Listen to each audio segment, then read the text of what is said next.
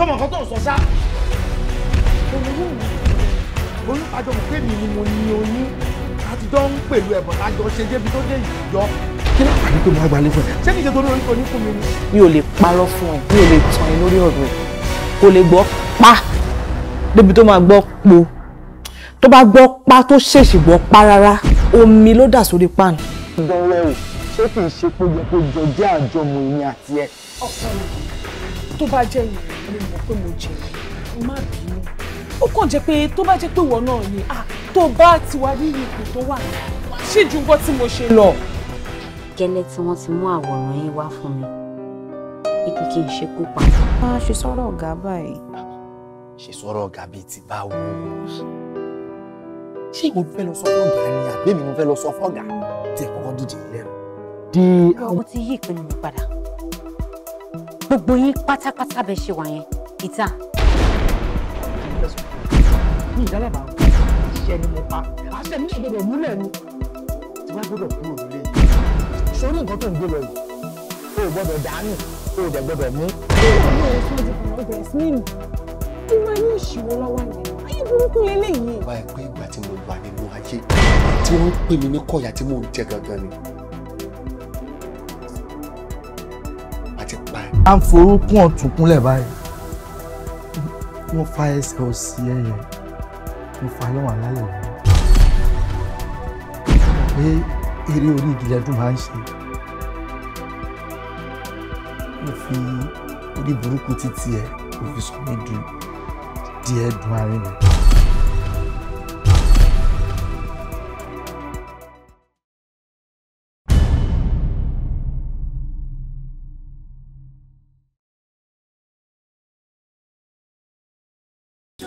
Is an example of ignorance. Yes, and you will shake you up. Apeleti o, aláìníkan ṣe èèyàn ló foni dọ́là.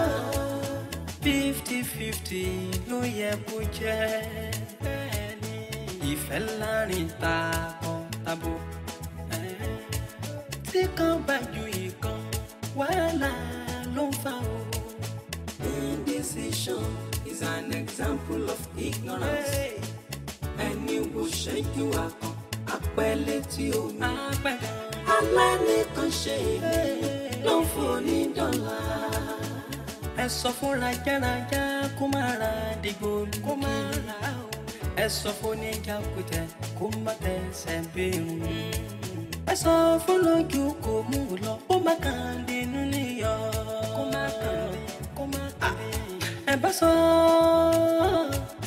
sọ fún. Ẹ sọ fún lójú kò mú lọ kó má kàn dé nínú iyọ̀. Indecision is an example of ignorance.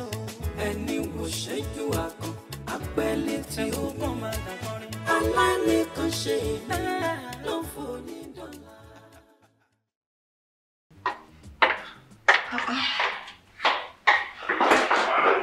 Hey, kí ló ṣe? In a restroom. Restaurant that one, public place. It's gonna be a quickie.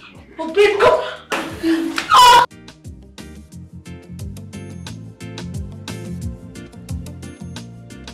I'm gonna miss you there. I miss you too. Thank you so much for today. Come on. I had fun. Oh, much as you're there. You sure? Be a good boy, okay? So I don't do what I want to. So let me. I knew you were going to. Come on.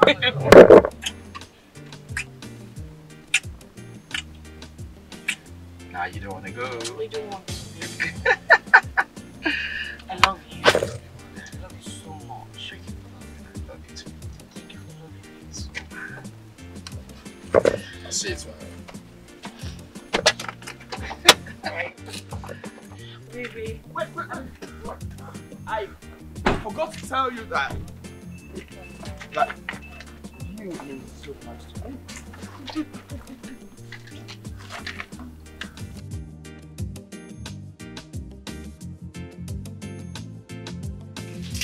Babe, stop it. It's always the stop, man. Come on.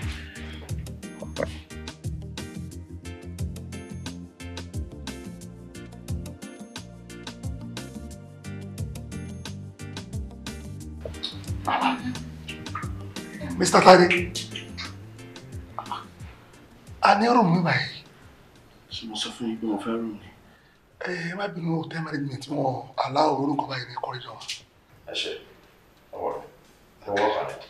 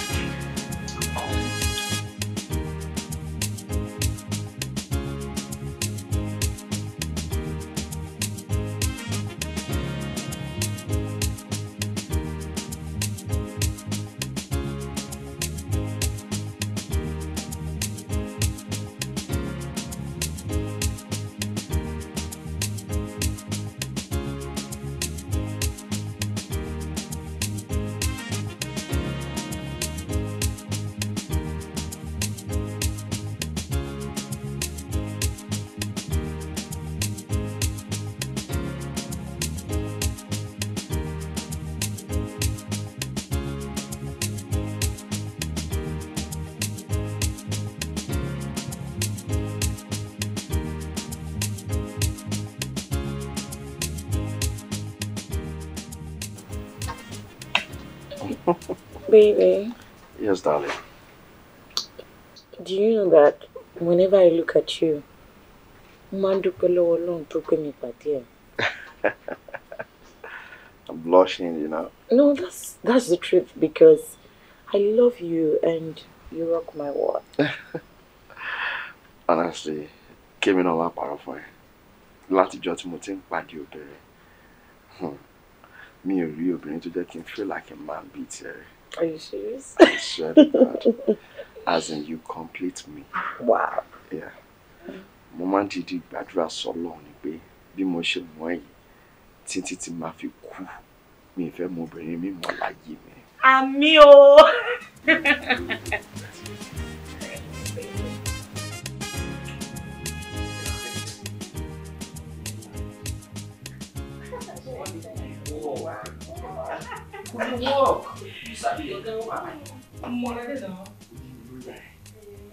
See, last one that he worked with 2 million, only less, 2 million, only less.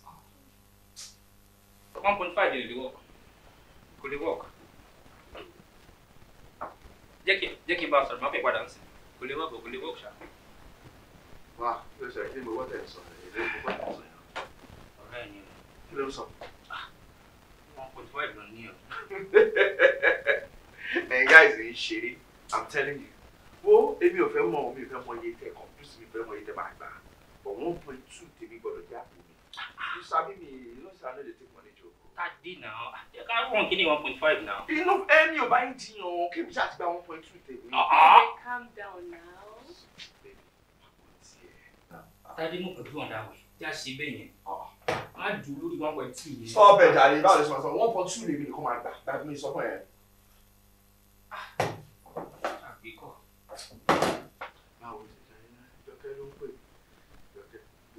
Which only when you are. And maybe I just want to hear your voice. Baby, I just want to see your face. Love but the driver is love it. Can you do palapala now? You rubbish with you.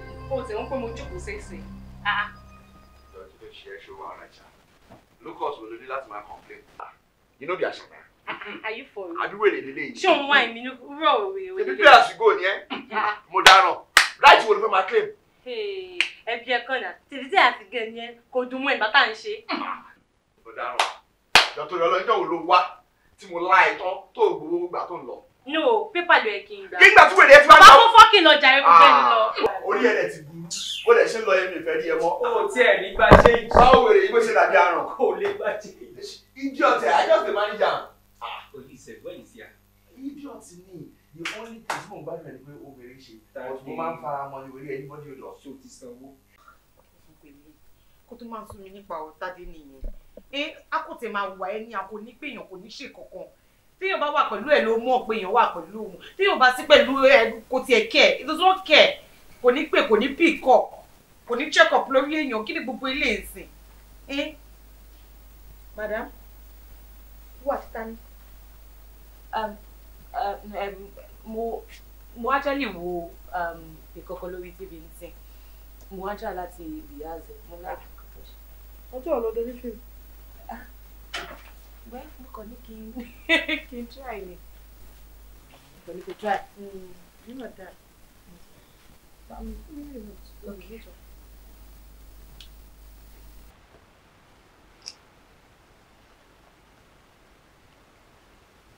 Jọkẹ́ ṣó ń retí àláàtì. I don't understand. Èyí tó ń gbé fóònù ẹjọ́ yìí ni. Mo kàn I'm just. Ó kàn án dúró de kọ́ọ̀lù Tádé ni. Tí wọ́n ṣọ́ fi ṣe ẹni ọmọbìnrin. What is wrong with you? O kò jábúrò mi lásán, o ò tiẹ̀ ní orí kankan tó ń rò. What is wrong? Kí ló ń ṣe é? Kọ́ọ̀lù Tádé ló ń dúró tí gbogbo ara ẹ̀ ń gbọ̀ báyìí. What is wrong? Kí ló ń ṣe é? Ṣé o tiẹ̀ fi ọ̀pọ̀ ọmọdé ní ẹni? What is the problem with you? Sister mi kí lẹ̀ ń sọ? Shut up! You know what I'm talking about. So don't give me that pretense. Don't give me that look. Kí ló ń ṣe gan? Don't hello me. Ṣé o fẹ́ sọ pé o recall mi látàárọ̀? Mo ti ń pè ẹ́ látàárọ̀ o ò pick. Mo kúrò lé ẹ láti àná. O ò tiẹ̀ pè mí pé báwo ni o kò tiẹ̀ check up on me. O ò tiẹ̀ care. There you go again. It is either your business or your friends. Ìgbà wo ló tiẹ̀ máa ní time mi kó tiẹ̀ fún mi ní attention. Whatever. Hey, pékélé, arúgbó jẹ gbèsè ta ló máa san? Ha! Ẹ jọ̀ọ́, ibo la padà já sí iná? Ṣé bí mo mú bọ́tì náà ṣe useless tó rè? Ṣé bó ṣe useless tó rè? Ha! Adéjọkẹ́, máa ṣàánú àwọn òbí wa lọ́rùn. Kí ló ń ṣe gan? Wọ́n bó ṣe ń ṣe torí ọkùnrin. Why you wasting your life? Jọ̀ọ́ torí Ọlọ́run, kí ló ṣẹlẹ̀ gan? Mi ò understand gbogbo nǹkan tẹ́ ń ṣe. Mi ò understand it. You won't understand. He's just busy. He's busy. Yes. Èmi gbà nínú ìwé ìtàn. I love you, you love me. I appreciate you, you appreciate me. But when it is one-sided, hey, ogunlogun one-sided yìí o. It is not one-sided. How is it not one-sided? He's just busy. He's busy. So ó ń fi rẹ̀ ẹgbẹ́ ọkùnrin. Adéjọkẹ́ má tọ́ra ẹ̀. Má tọ́ra ẹ̀. Má tọ́ra ẹ̀. Àgbà ló ń dà yìí. Mo ti ń pariwo. Ilé mi ni. Ilé mi ni. Ó yẹ kójú tiẹ̀. Abẹ́ ṣọ́ọ̀ṣì ẹ̀ṣẹ́ mi nìyẹn. Èmi ló ṣojú sí. Kò sí wàhálà. Àwọn bàbá ẹ̀ ó ń bẹ́ wí okò bọ̀bọ̀ fọ́fà ní ara rẹ̀ ni. ó máa bẹ́ wí okò bọ̀ fọ́fà ní ara rẹ̀ ni. ohun tá a gbà rí. Adéjọkẹ́, ṣé gbogbo nǹkan tí mo sọ fún ẹ ṣé kò yẹ ṣá? Wo Yorùbá ní tọmọ ìyá méjì bá wà tó bá wọn nù yàrá tó bá fa ojú ro jáde ó ti sọ ìtọ́jú ọ̀dọ́rọ̀ fún àwọn. Àmì tó bá rẹ́rìn jáde ń tọrọ àwọn lọ́rọ̀ jẹ ni. Òbó yìí ò serious nípa ẹ̀. I mean, look at the years tẹ́ fi fẹ́ra yín. Ṣé kò yẹ kó ti pop question látọjọ́ ẹ̀? Kẹ́ ẹ mọ̀ bí tẹ́ ti máa bẹ̀rẹ̀. Ìwọ náà rò náà. O ti fi ilé ẹ lẹ̀ láti 3 days ago. Ṣó ti pè é ni? Gbogbo tó ṣẹ̀ṣẹ̀ ń kálífà pẹ̀lú àwọn obìnrin kiri gbogbo ẹ̀ là ń gbọ́. What is wrong with you? And you claim that this person loves you? Why don't you just do something? 7 years, Maluma. Maluma, kí n ṣe níbi ọmọ ìjọ yìí. Baby, shut up.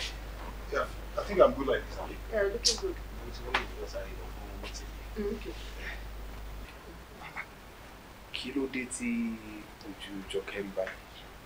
Ṣebí mo sọ òótọ́ ọ̀rọ̀ fún lórí ọ̀rọ̀ bọ̀bọ̀ tó gbé kiri bọ̀bọ̀ Tádé yìí. The guy is not serious. Ó kàn waste time àbúrò mi ni. Ṣebí èmi àti wọ́n ti jọ sọ̀rọ̀ yìí tẹ́lẹ̀. Jọkẹ́ here is no longer a child. Leave her, let her take her decision and she should be able to stand by it.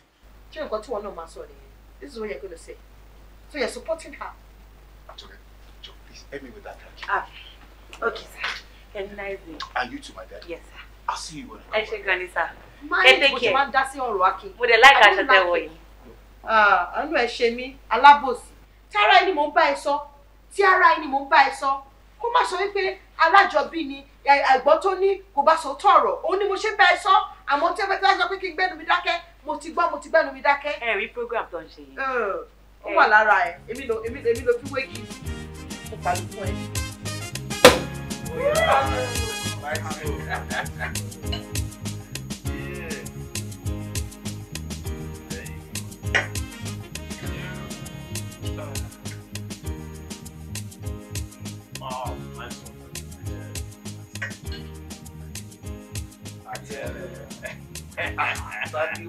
guy.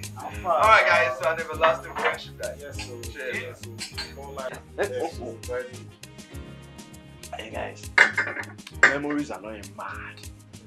Ọmọ tí mo gbé club yẹn. Ṣé bad guy. Ó ní kí n relax. Ó wá fún mi massage.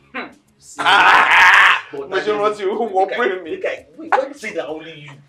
Today you carry this one, another one. I didn't know they don't last for your hand, Daddy. I beg. Oh, I don't even know the soap whether Joke girl take bath for Forget that thing. You see, for every man, there must be a mumu button. Yeah. Only button you know what that was FD. That was swear to God Almighty, my mumu button.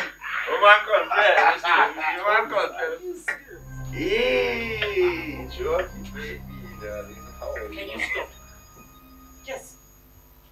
Why don't you be by Natade? Come on, baby, kí ni mo ṣe now? Like, on pretend bí pé o mọ nǹkan tó ṣe. O fẹ́ sọ fún mi pé o recall mi látàárọ̀. Bí mo ṣe pè ẹ́. Baby, kò sí fún mi lọ́wọ́ mi now. Mi ṣe mo bóyá ní mọ́tò ni mo gbàgbé sí. Mo kàn gist pẹ̀lú àwọn ọ̀rẹ́ mi bí báyìí. Ṣé o gbọ́ nǹkan tó ń sọ? Mo ti mọ̀ pé bíbá ìlú máa wà. Mo ti mọ̀ pé hotel yìí ló máa wà tó máa ṣòṣì. Come on, òṣìwò mo ń ṣe mi àtàwọn ọ̀rẹ́ mi láwọn bí báyìí. Ìwọ àtàwọn ọ̀rẹ́ ẹ̀ tó jẹ́ pé o tẹ̀lé pick calls mi. Ṣó ti rí ara nǹkan tí mo sọ fún ẹ nìyẹn. O care nípa mi, you do not care about me. Because if you do, you will not just stop your phone somewhere and not pick my calls. So o tiẹ̀ ronú pé mo lè yẹ or anything. Doing this.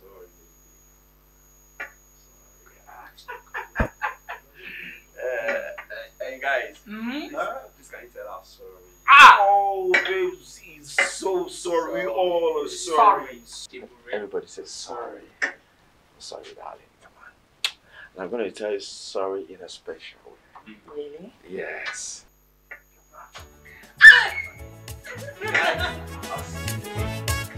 Indecision is an example of ignorance. And it will shake you ability. Allow me to share no falling down.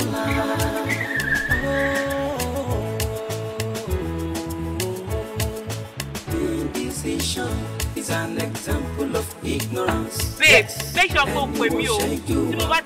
Shopping on one. So, allow me to share no falling down.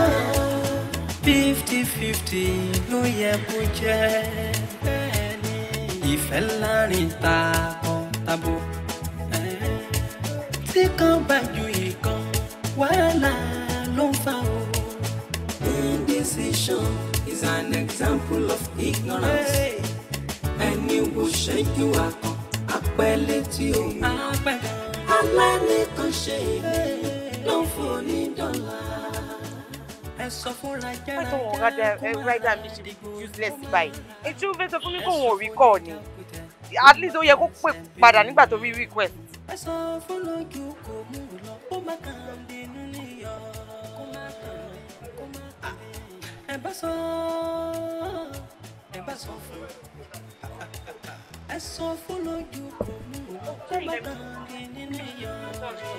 Indecision is an example of ignorance. And it will shake you up. Ability to come out.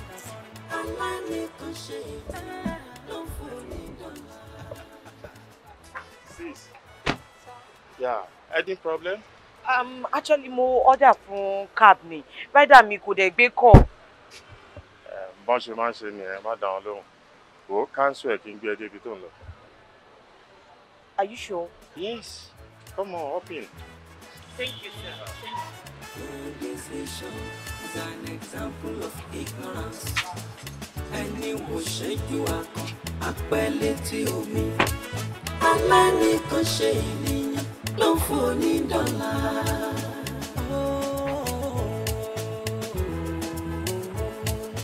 Indecision is an example of ignorance. Yes.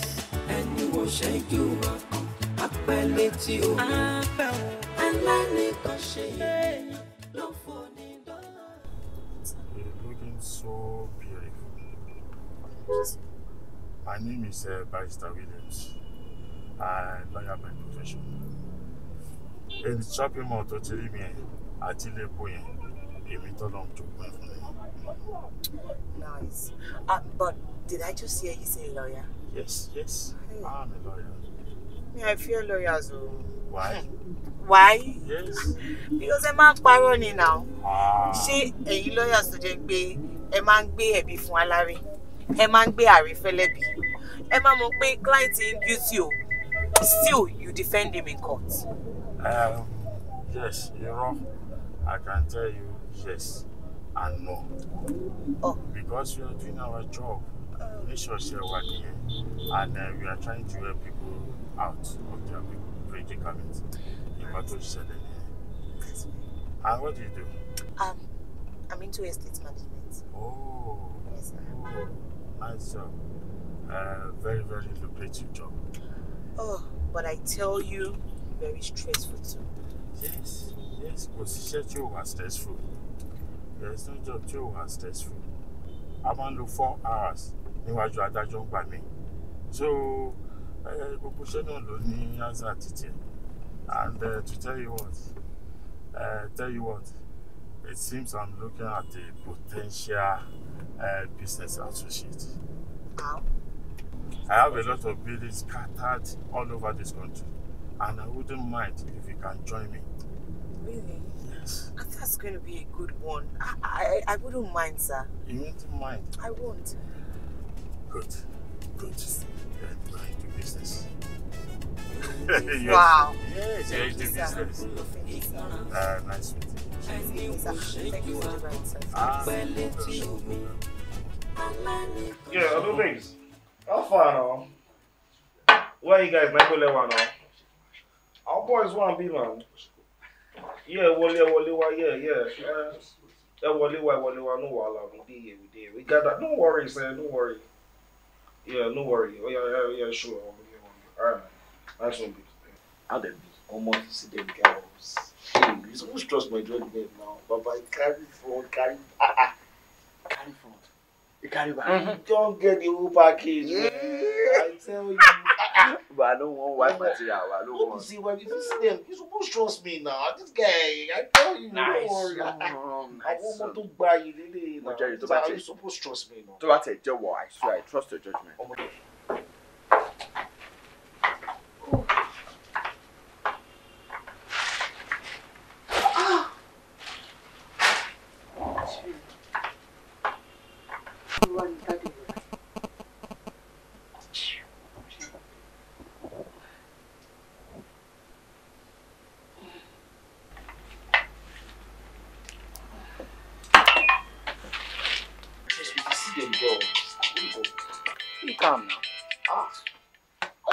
Pick your call. Pick call, guy. Chill out now. What did they do, you guys? Nah, Joker. Oh, Shai Joker. If everything good.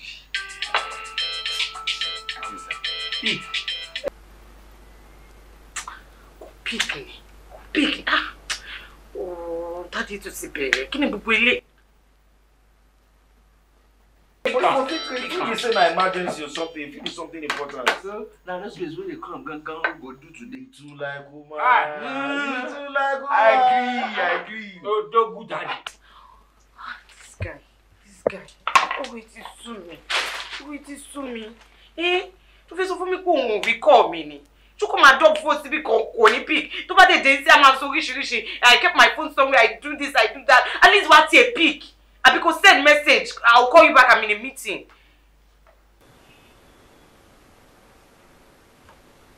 Bad guy. You just say I dey chop carbohydrate every day. Man, you are shocked. Oh, that was a deal. Now malnutrition in that. Oh, man. Doctor, I beg.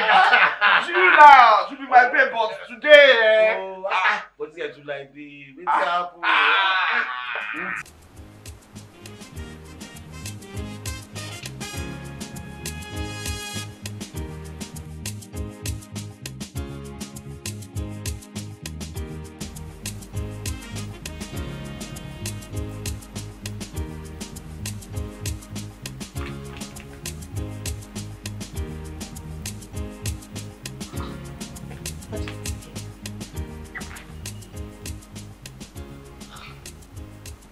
tí lè pè padà. Ṣé fẹ́ sọ fún mi pé òun ò rí miss call mi ni? Not even one miss call, kó tiẹ̀ pè lẹ́ẹ̀kan. Oúnjẹ ló drop mi sí shopping mall tó dé pé òun bọ̀ nílé. Ó ti pè mí pé ṣé mo ti délé o. Tó bá tiẹ̀ ṣe yẹn, at least you. Báyìí náà ó yẹ kó ti wà nílé náà, ó ló mọ ibi tí bọ́bọ́ ìgbà lọ. Ó ti wá tẹ̀lé pé kí n pè látẹ̀lé dọ́là. I'm not sure if it's going to pick up, so.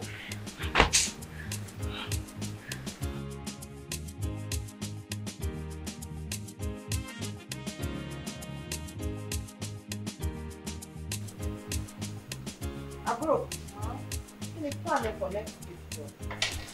Next week? I mean, this show me a real money. Okay, mo bá mi kó ẹrù lọ sọ́dọ̀ ọ̀rẹ́ mi ní Ìbàdàn. Driver mi ni o confident of him. Mi ò rí ọmọ máa wà available. Mi sure mo. Jọkẹ́, báwo ló ṣe máa ń kọ́ṣẹ́ báyìí náà? Kí ló ń ṣe ẹ́? Wo tẹ́yìn bá ti ríyàn lẹ́yìn pé èèyàn kọ̀ wá around there báyìí ẹ má kàn máa rányàn ṣẹ́ ni. Ẹ get driver mi tí driver yìí ní ò bá ṣe kínní get somebody. Wọ́n ṣàbá mi ṣe lè. Èmi ò. Wàá bá mi ṣe gbà fóònù ẹ ló rìn. Ó máa bá mi ṣe o. Ó gbé kọ̀lẹ́ ni. Ẹ wo mi ìgbéjàre. Ṣebí Williams ni ẹ client ẹ. Oh good, ẹ mọ̀ pé client mi ni and we are supposed to be talking about business abi. Tó bá pè mí ní 2 hours tá bá fi rojọ́ 10 minutes ló máa fi sọ̀rọ̀ business. Every other thing I don't know. You don't know, I don't get you. Gist. I kò máa gist unnecessarily. Ṣó ti jẹun, ṣó ti wẹ̀, ṣó ti ṣe gbá. What's his business with? Ṣé mo ti jẹun, ṣé mo ti wẹ̀? Mi ìfẹ́ ọmọ ọ̀rẹ́ bẹ́ẹ̀. Jọ̀ọ́ nítorí Ọlọ́run. Ṣọmọdé ni ẹ ni. Àbí eré kí lajá ń bẹ́kùn ṣe? Irú eré wo ló lè wà láàrin ọkùnrin àti obìnrin? Of course you know he's interested in you. Really? Yes. But I have a fiance. I'm in a relationship. In fact, I am engaged. Mo ní Tádé. Really? Yes. Jẹ́yàn máa mọ̀ kọ́ ọmọ tó kó tún mọ́ àlè ẹni. Jọ̀ọ́ nítorí Ọlọ́run má kó bọ́ mi lọ́wọ́ o. Níbo ni Tádé ti jẹ́ ọkọ ẹ̀? Jọ̀ọ́ ṣó tẹ̀ múyàn kan wálé ẹ̀ tí mo mọ anybody mọ gẹ́gẹ́ bí ara lé. Ká má ṣe sọ pé bóyá wá fẹ́ ṣe introduction. The man count with my fingers, you see, 18 fera for over 5 years. 7 years. Really? 7 years. Hey! Adéyọkẹ́, àánú ẹ máa ṣe mí. Àánú ẹ máa ṣe mí o ti mo ti marry. How many years ni mo gbà lọ́wọ́ ẹ? Ṣojú ò tiẹ̀ ni. Kí ló ń borí ẹlẹ́dàá èrò náà? Orí ọkùnrin gidi tó ń pè ẹ́ tó yẹ kó fún ní chance. Ó ṣàyẹ Tádé o ní 7 years. Don't you find a lot of rings ni? Sister mi like ìkọ́tẹ́ ń sọ yìí. Ẹ ti fẹ́ máa bà mood mi jẹ́. Mi like ìkọ́tẹ́ ń sọ yìí. Tádé is my fiance. You know that. Let's leave it at that. Ẹ fi whoever tó bá fẹ́ mi. Tọ́ra ẹ. Torí èmi máa sọ tọ̀rọ̀ fún ẹ. Ó ṣàmà bẹ́ mi bẹ̀rù tèmi lọ next week ni o. Ó ń bẹ̀rẹ̀ bí ọkọ̀. Tádé ti Tádé dà.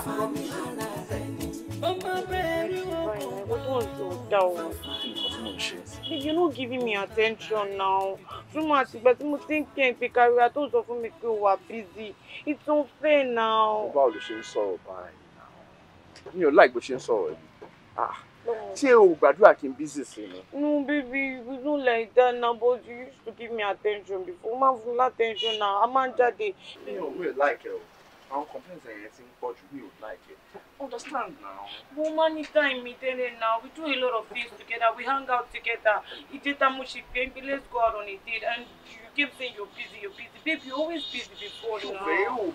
Gbàdúrà kí n busy. I know, but it's fine. Ẹ ká sàn. Báwo ni o? Thank you. Tádé alágbára. Àfi bódẹ̀ ṣe di tírátíra. Iṣẹ́ ni màá má bínú. Anyway. I've been meaning to speak with you. But ìgbà tí o wà lókè lẹ́ǹkan, mo wà nínú bathroom mi. Jọ̀ọ́ nítorí Ọlọ́run. Tádé tí má ní pé kí n kà ní méjì nsìn. Màá ti máa ka 5 years, if not over. Tí wà àti àbúrò mi ti ń fẹ́ra yín. Tí bá dẹ̀ tún wá rò dáadáa, àtìgbà tí òun ti wà ní school, lẹ ti ń fẹ́ra yín pẹ̀lú. I know that you graduated 2 years before she graduated. So what is going on? Kí lẹ̀ ń ṣe tẹ́ ti consummate relationship yìí? If you really know wípé o serious nípa àbúrò mi, then kò yẹ kó take any forever láti rí pé kò fẹ́. Àbí you just want to be wasting her time? Tẹ́ bá mọ̀ pé òkúkú fẹ́ kúkú fi ilẹ̀ kó máa bá títí ẹ lọ. Àbí what is all this? This is not right. Àbí ọjọ́ mélòó ni wọ́n fẹ́ fi pilẹ̀ ṣe wèrè, ọjọ́ ògo ló fẹ́ jájà. I don't like all this, so please get serious. I beg you. I'm happy now. Do the needful. Do the needful. You plant this, Abby? No. You got to plan, right? No. Babe, me mọ̀ pé wọ́n bọ̀ now. No, ibo ló wà lọ now, Tade. No, now. Jẹ́ kí n máa bá tèmi lọ. No. Babe, no, they do. Ó tún pariwo kọ́lé jáde wá bá mi, Abby. Boy, you no check am marry now. Ewo ni gbogbo story tó ń sọ yẹn. Mo má dáhùn lóhùn bí wàhálà tí wọ́n ti pè mí. You know I love you. Let's get married. I'm still thinking about the process now. Process only now. Don't worry. Taking Kowasi, then you can always continue with the process. Tade. Yes, baby.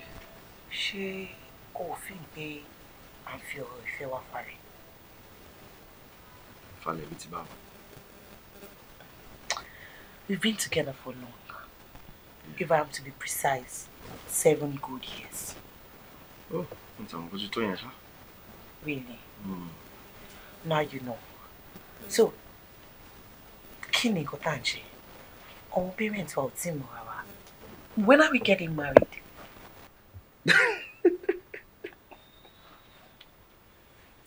Adéjọkẹ́, ọlọ́wọ́ ẹ̀ kò pa mí. What's funny?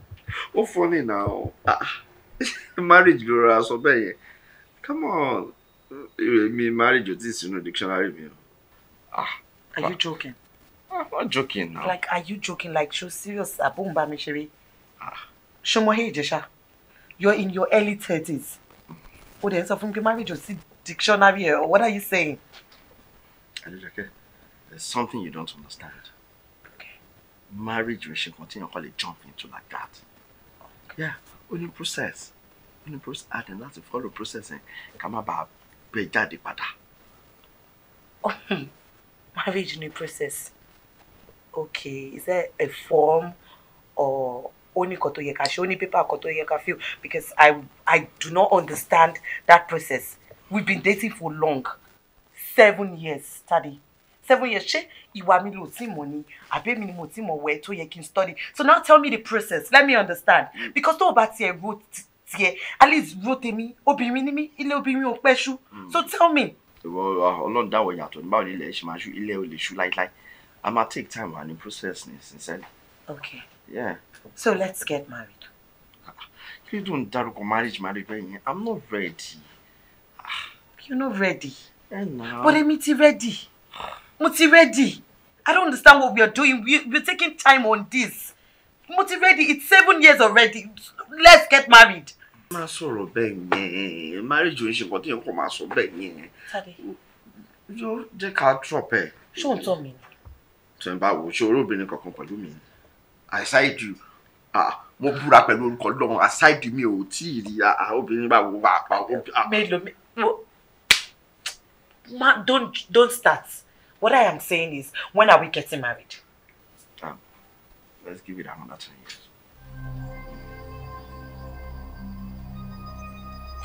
I don't understand you. Do you mean 10 days? 10 days, bí ti báwo? Marriage tó bá ṣe láàrin 10 days, ṣó mọ̀ pé marriage ni ò ní ju bí 1 or 2 hours lọ máa fi break ni. Kí tiwa má bàa rí bẹ́ẹ̀. 10 years sínsìn a máa ti mọ́ra wa, bí wàrà wa, marriage yẹn last till eternity. Okay. See you. Where are you going? Where are you going? Get out! Adéjọkẹ́. Adéjọkẹ́. Má bẹ̀rẹ̀ pẹ̀lú mi o. 10 years. Ṣé mo kọ́ tó ń sọ? 10 years. Is 10 years a joke? We've been dating for 7 good years. Ọmọ ọ̀rẹ́ mi ti bá mi, wọ́n ti bímọ. Ìwọ bá mi sọ 10 years. Ó bá mi sọ 10 years. Ó bá mi sọ 10 years. Ó bá mi sọ̀rọ̀ 10 years. Kí ló ti bẹ̀ pẹ̀lú 10 years ẹ? I swear to God, courtship mi máa ń tó 25 years. Ibo ló wá lọ sí? Ibo ló lọ sí? Òkú ẹ̀ kí tí mo lọ òkú ẹ̀.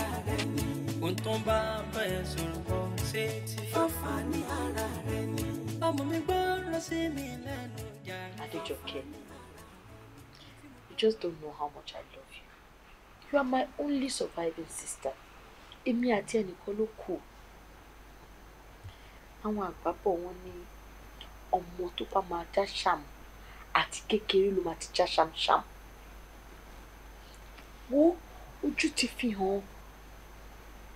Tádé tó ti ń fẹ́ for so many years. Wo bó ṣe ń ṣe. William tó yẹ kó ṣẹ̀ṣẹ̀ pàdé. Look at how serious he is. My darling sister, má jẹ́ kí Tádé waste time. Please, I don't hate him. I just love my sister and I want the best for you. Sister mi, ṣebí àwọn àgbà yẹn náà lọ sọ pé èṣù tá mọ̀ ti pẹ́ ó sàn ju agẹ́lì tá ṣẹ̀ṣẹ̀ mọ̀ lọ. For how long are you going to wait? Nígbà tí a bá fi 20 ọdún pilẹ̀ wèrè, ọjọ́ wo gan ló fẹ́ jájà? Tell me, and you are not getting any younger. Ìwọ́de lóbìnrin. Daddy Bùkúnmi ẹ bá mi bá sọ̀rọ̀. Ẹ sọ̀rọ̀ sí nǹkan tó wà nílẹ̀ yìí.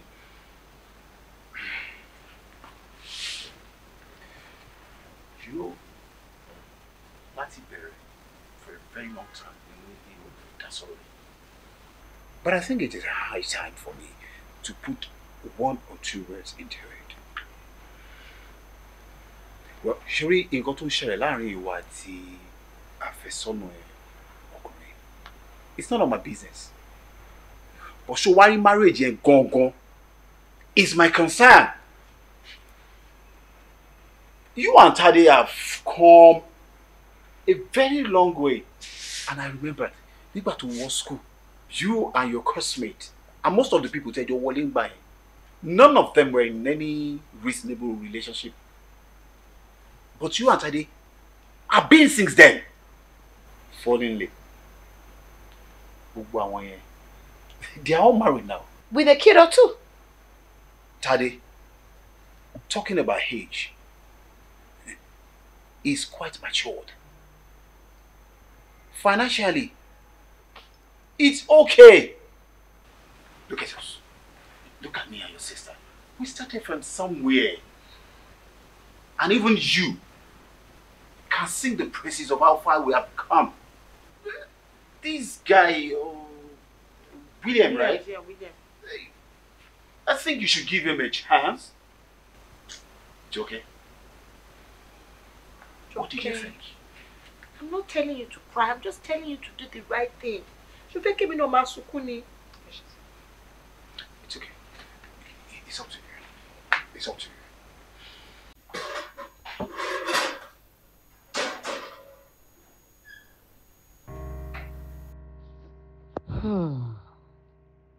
Ọba rán ni níṣẹ́, odò ọba kún. Iṣẹ́ ọba rèé, kò ṣe má jẹ́. Odò ọba rèé, kò ṣe kó sí. Ìwọ Ọlọ́run máa kọ́ mi mọ̀ ṣe. I don't want to make a mistake, but I'm not getting any younger. Mo ń dàgbà sí every day ni. But I love Tade. Barrister Williams no bad. But I'm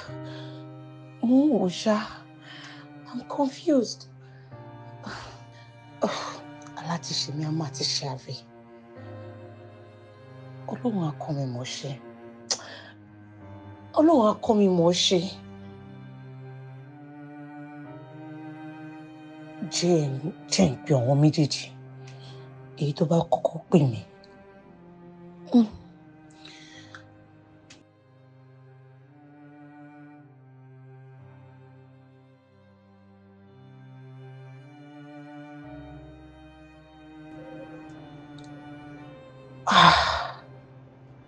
Barrister Williams.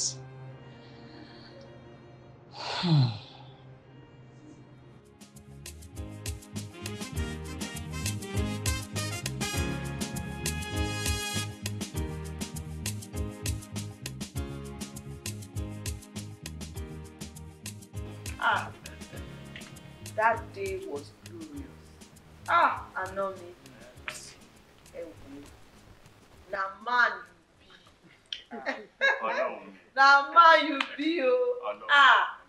ẹ wo bẹ ṣe jẹ́ kó yẹ sísítà mi tó yẹ mí àwọn ọ̀rẹ́ mi wá ń wò pé ṣé wedding ló tó yìí I am so happy ẹ mọ ibi tó wá dùn mí nínú jù the twilight for me bẹ ṣe fún àbúrò mi ní kọ́kọ́rọ́ brand new car orí mi kò dìde ní ẹ wo Ọlọ́run á kẹ́ yín God will bless you ojú òní tì yín láéláé ẹ wá bára yín kalẹ̀ lágbára Ọlọ́run èṣù ẹ̀ṣẹ̀ ò ní yà yín lágbára Ọlọ́run ẹ ṣé barrister thank you so much. ẹ ṣé gan ni wọn ṣe rí àdúpẹ́ ààrẹ àti pé Adéjọkẹ́ mi is the love of my life she's my heart so mi ò rí nǹkan tí mo ṣe fún Adéjọkẹ́ tó pọ̀ jù in fact eléyìí tí mo ṣe mẹ́yẹ bọ̀lá kò ní.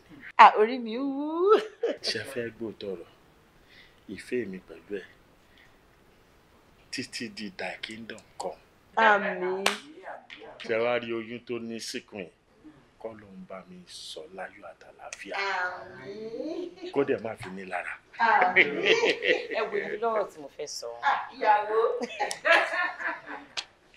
Okay, firstly mo fẹ́ dúpẹ́ lọ́wọ́ púpọ̀ yín ẹ pé ẹ ṣe tẹ̀ wá ẹ kú àdúró tì mí ẹ kú dìde thank you so much I'm so happy and mo fẹ́ dúpẹ́ lọ́wọ́ àǹtí mi ẹ ṣe gan ni ẹ ṣe gbogbo ẹ ṣe dúró tì mí gbogbo advice ọkùn ọmọ ìyá wa kò ní já o and I want you to know that I love you so much. You know I love you right? In fact inú mi dùn gan o ẹ mójú lọ sọ́jà. Tí wọ́n bá fẹ́ lọ sọ́jà títí ẹ̀ ìwọ díjú lọ sọ́jà. kì í ṣe pé ẹ̀gbọ́n mi mójú lọ sọ́jà nìkan Adéjọkẹ́ jẹ́ ọmọ tí wọ́n kọ́ tó dẹ̀ gbẹ̀kọ́.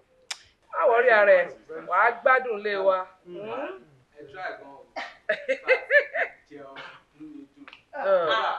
ṣe fún lọ́rọ̀ ṣé òjò ń jẹ lọ kò dábí báwo lẹ ṣe ń kọ́ pẹ̀lú àwọn èèyàn báyìí àwọn ilé kan náà jẹ́ pé wọ́n ti wá nu fámìlì wọ́n kàn máa wá jókòó wá jẹ. And mo fẹ́ sọ nǹkan. So, I love you so much. And I promise to be with you and stay with you forever. Má tọ́jú wọn gan. Orí mi dẹ̀ ń wú. Anyway, barrister, I have to take my leave. Mo ní emergency in the clinic, so I have to quickly attend to it. Ìyàwó, please, make sure he takes his medication regularly. Òun ló lo tàárọ̀ yìí fún mi. Òun ló lo ti àárọ̀ yìí tí mo lò yìí. Òun ló lò fún mi. Ó ti sọ fún mi pé mo máa tọ́jú wọn. Èmi náà rí bẹ́ẹ̀. Anyway, I will have to go now. I'll sọ̀rọ̀ lórí fún mi. Ẹ ṣé gan dọ́tọ̀. Ẹ ṣé dọ́tọ̀. Ẹ ṣé o. Boy, how far now? I'm time to do now. No, shall I? So, we do them. Go to Jọkẹ́.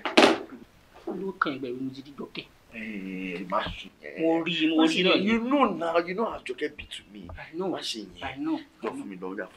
Anyway, for me number now. See, Jọkẹ́ needs what you need, Jọkẹ́. Kí kò lè fún náà bẹ́ẹ̀ ká dé. Tó, send you owó. Ma sanwó kí n tó gba number Jọkẹ́ lọ́wọ́ ẹ̀. Confirm. Why you dey talk like this now? Kò bẹ́ẹ̀ já mi lápá ni. Kí ni ìtumọ̀ yẹn? Sanwó, àtàdé sanwó, láwùn sanwó. Why you dey talk like this? I don't go talk like that. Tábí àjọpọ̀ kó láwùn oyí tìrì owó. Pay my money, I give you the phone number. Madam, me I dey pay to collect Jọkẹ́ number. Pay o. Who need Jọkẹ́? Ṣé mo ní Jọkẹ́? Jọkẹ́ needs you. Okay, give me your account. I go send 10 bit. So mo check first bank yẹn. I go send 10 bit to you. Ẹni pé tó yẹn bá ti dín 9,000, tádé jẹ́ kí n máa lọ. Wow, now. You know, sir, that Jọkẹ́ babe, you don't know as a bitch. I know. Then now, punch in. This na blackmail o. Mo gbà. Àwọn ni mí. Ẹ̀mí gbà tẹ̀. Punch, first bank. First bank. Comot your hand now. Shebi you wan collect money. I don send 50 bet to you. 50? Kí mo fẹ́ bí 50 ṣe tá a ṣe? No even try that one. You and me know. Ọlọ́run 50k tí mo fún ẹ mo rọ́jú torí kó jẹ́ jọkẹ́. o tún rọ́jú tájí o tún rọ́jú. no even try ọmọ fún mi nọ́mbà jáde inú fọ́gà wọn. jáde àbí jẹ bá pe nọ́mbà yẹn pé fún ẹ. jọjọ ló dùn dáhùn ẹ ń bọ̀. kí ló ń gbé pamọ́ fún ṣe kó fẹ́ fún mi náà. mo fẹ́ olóòtú lè wọ nǹkan mi mo ń bọ̀ ná.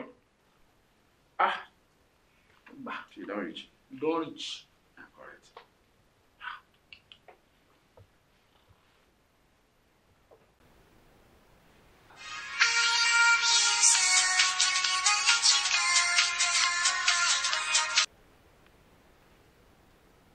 Hello. Àjọkẹ́ mi. What's up? Olútádé. Mo mọ̀ pé ìwọ nìyẹn. Where are you?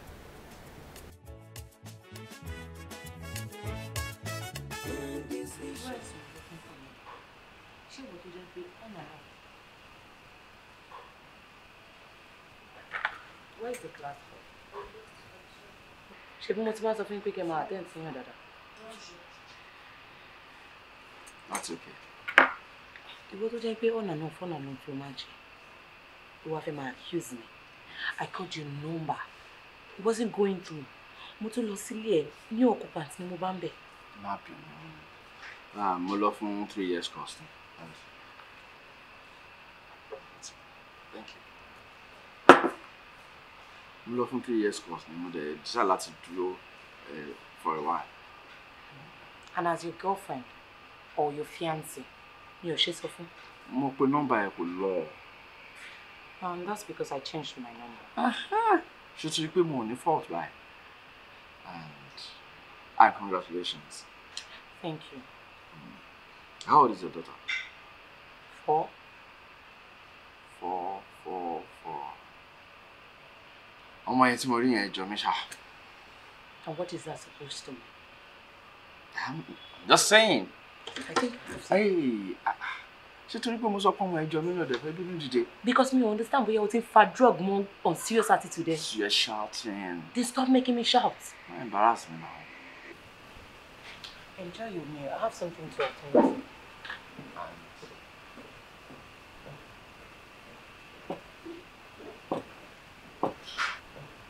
Ọmọ, mo ti sọ wúrà nù. Èmi, èhó mi, Ládéjọkẹ́ wá ń bá sọ̀rọ̀ bẹ́ẹ̀. Adéjọkẹ́ fi mí lẹ̀ fún láyà tó ń pèrè lọ́yà yẹn. Mo wá gbóúnjẹ alẹ́ mi fọlọ́gbò jẹ. I know. Daddy, you have to do something. I need to get my Adéjọkẹ́ back. I'm telling you. Come on. But I'm to think of it and go serious. Because I'm not ready for marriage. I'm not. Adéjọkẹ́. But I love her. Trust me. I love her. Indecision is an example of ignorance. Ẹni wo ṣẹ́jú akàn, apẹ́lẹ́ tí omi. Alánìkan ṣe ènìyàn ló ń foni dọ́là.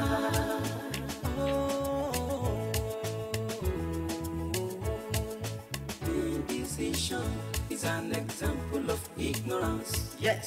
Ẹni wo ṣẹ́jú akàn, apẹ́lẹ́ tí omi. Alánìkan ṣe ènìyàn ló ń foni dọ́là. 50-50 ló yẹ kó jẹ́. Ìfẹ́ láàrin ta. Kí ló dé now? Don't you know this place is sitting room? Living room nìyí now. Kí ló tún bá gbogbo ilé wa? And so, it's our house, so. And so, tó bá jẹ́ ilé wa ńkọ́? I mean, níbo ló ti rí gbogbo àṣà tó ń ṣe yìí sí? I don't understand. You are a mother for crying out loud. You are a married woman. Gbogbo ilé tó ń ṣe ìyàwó aṣẹ́wó ló ń ṣe now.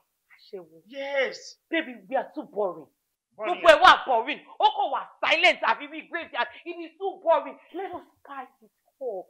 Let us spice it up. Bó ṣe sọ, I'm a married woman. Yes, I'm a mother. That is mo ti bímọ pé kò sí kò tó bad. Jẹ́ ká ṣe different styles. Babe tó bá mọ̀ jẹ́ kí mi sọ fún ẹ. We can do jogging, we can do cowgirl, we can do cowboy. You know, we can do different things. So spice it up, please. Gbogbo nǹkan tó ń sọ ṣé o mọ̀ pé ó ń bí mi nù. Yes. Ta ló kọ́ ẹ ní gbogbo style tó ń ṣe yìí náà? The last time ó sọ pé kébì pẹ̀lú ẹ̀ka máa ṣe scissors mi ò tẹ̀ mọ́ pé style kan wà tó pé scissors. Bípa inú yìí tí ó ti gbé tán lé mi lórí. Ó ní kí n máa gbẹ́nu lọ sí àádọ́ ẹnu tí mo fi ń gbàdúrà. Can you imagine? Wọ́n fẹ́ ó tún fẹ́ gbẹ́nu lọ síbi tí ò yẹ kó gbẹ́nu lọ. Ọ̀rọ̀ ò yé mi o. All these styles tó ń ṣe yìí kò fẹ́ yé mi kò dẹ̀ bá mi lára mu. Because the last one tó gbé mi sáré at the end of the day láàárọ̀ ọjọ́ kejì mo mọ bí tára mi kù sí. Gbogbo inú ló ń lọ mi. Eré tí mi ò ṣe when I was younger.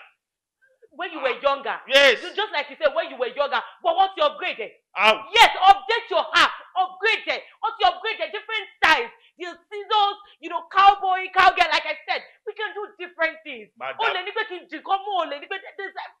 Má pa mí mo mọ age. Má pa mí. Why are you doing this now? Wo nule. Ó yá kí ni point pé o ko adúró lé. Wo bí wo wave lele. Ó tẹ̀lé ní pé kí n di really mú. Àbí kó wá sínú shower. Àbí kó kọ̀ fún mi nínú kitchen ibi tí mo ti dáná pé kó grab me from there. Kó dẹ̀ fún mi. Wo okay now wo bó ṣe fẹ́ wo chair. We can even do it on this chair. No, stop it. Don't say that again. Mo kọ́ ilé kó tóbi for better life. For good living. Not you gbé jama fọ́ra wa wọnú kitchen. Ká gbére wọnú bedroom. For what? Master bedroom wà bẹ́ẹ̀ tí bá fẹ́ bẹ́ẹ̀ ní nǹkan ṣe máa gbé lọ sí master bedroom á ṣe nǹkan tá a máa ṣe. But Williams, you are being unfair. You're unfair. You are unfair because bó ṣe rí mi o. You actually know my age o. You actually know my age. You're supposed to be satisfying me o. Ibi tó fẹ́ tó ń jẹ ẹ̀mí ò ní sí. I can't do that.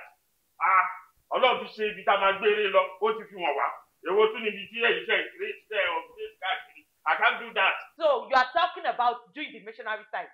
Just daddy and mommy. Mi ò lè kórìí mi sábẹ́ tán and that's just it.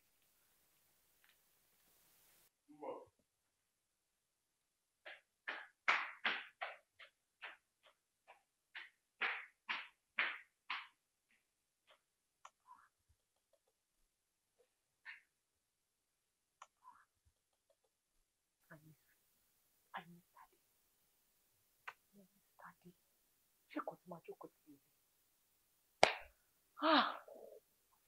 Ṣé kò tí máa jókòó sí i? Ẹ wo bí pálọ̀ ṣe fẹ̀. Ẹ wo bó ṣe fẹ̀. We can do it in the sitting room. You know, we can do it under the shower. We can do it in the kitchen. Ó kàn lè pè mí sórí cabinet kó ṣe. Ó kàn lè ṣe anything. Mi complain àṣẹ bí mo ti ní pé mo máa kọ́. We can mo sọ fún lọ́jọ́ kìíní àná ní pé ká tẹ̀ wo porn. Ká lọ sí porn site. You know, maybe you don't know about it. Kò tẹ̀ learn more. Learn more. I miss Daddy. I'll take your care. Daddy. Yes. You still haven't changed. Change is the only constant in life, you know. Please cut that crap. But believe me, I'm now a changed person. Really? Trust me. I know what you need right now. Attention. Yes. Love, care. I do. Good, right? Good to see you again. I miss you. Show me. My dear, sórí case tó sọ fún mi tó ń sìn. Ó similar sí case tí mo handle ní Ṣímbà. Yes. Maternity nurse, DNA here and there, and cases so similar to something like this. No one said that for that. I don't know. Kí ló ń ṣẹlẹ̀ ń rí? Mo ṣàmọ ọ̀rẹ́ mi, Engineer Bọ́lá. Ó ní case kan ní Ṣímbà. Yes, I found this same paternity nurse, and mo ti pè àti ìyàwó ẹ̀ láti try láti bá wọn yanjú ẹ̀ àdúgbò because mi ò fẹ́ kí kó lọ sí court tó bá fi lè dé court fún àwọn bloggers bá ti lè gbé káàdì àtàwọn journalist everything you turn into a mess mi ò fẹ́ kó wáyé private tẹ́ẹ̀dúró ṣé ìlú yẹn sẹ̀ ṣé wọn tẹ̀ ń gbàdúrà kan tó má lè. mo ṣe ń ka gan comment ọmọ èèyàn lọ́dọ̀ púpọ̀ sọ pé mo máa ń ṣẹlẹ̀ máa kọ́kọ́ tiẹ̀ ní pé mo ti tọ́mọ yẹn tó howard kó ká. àdéhùn bí kọ̀lẹ̀ bí náà. mo bẹ́ẹ̀ fílẹ̀ aláwọ̀ ìkànnì. kí ló ní ìwé pé aláwọ̀. Mọ́mí bá mi. Olókè yìí yóò dẹrùn ẹ̀gbọ́n mi. Ọkọ mi. Àní bínú sí wa. Ìyàwó mi ti miss mi. Bó ṣe bá ní. Orí. O ti dà mí nù nìyẹn. O ti rí wọ́n mi, o ti dà mí nù. Ẹnu wọn ò dilẹ̀. Ká gbà yìí, ká gbà yìí. Láàbùdó mi ọ̀. Ojú yìí máa ń gbé gbà. Ohun ẹ̀gbọ́n mi fi mí lẹ̀ jàre. Àwọn ìṣáàfẹ́ gbà. Ṣé ẹ gbàgbé? Èso ò ní dàgbà mọ́. Ọlá yín náà ni. Ṣé ẹ gbàgbé nǹkan tí mo bá yín sọ pa máa ríra lénìí? Wọ́n ti gbàgbé. Ẹ gbọ́dọ̀ gbàgbé rẹ̀ wọ̀dá mi. Ẹ ṣe máa gbàgbé. Mi ò rántí mọ̀. Ó yẹ kẹ́ rántí o. Ó kò ṣàbùrù.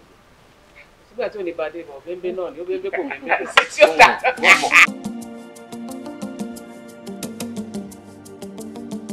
So what do you want to eat? Noodles. O lè jẹ noodles o. Kí ló ṣẹlẹ̀ noodles every time. Oh, we go lára ni. You have to eat something solid. I don't mind you eating poundo, semo, rice. Name it. What do you want? Rice. Better. Ẹ wo ojú ẹ̀. Ẹ wo. Ẹ bá mi fún ọmọ mi. Kí ló ní? Hello? A dúpẹ́ lọ́wọ́ Ọlọ́run. Kí ni? Wo èmi ò ní time fún gbogbo nǹkan báyìí mi ní time tó o bá ní kàn fi live ẹ ṣe mi ní kàn fi live mi ṣe náà má affect mi náà. Wo mi ò mọ̀ jẹ́ ìpè ẹ padà ó dàbọ̀. So ẹ bá mi fún ọmọ mi rice ẹ fún pẹ̀lú chicken kẹ̀dẹ̀ ṣe bíbá dáadáa torí ọ̀rọ̀ yín ò yé mi. Daddy.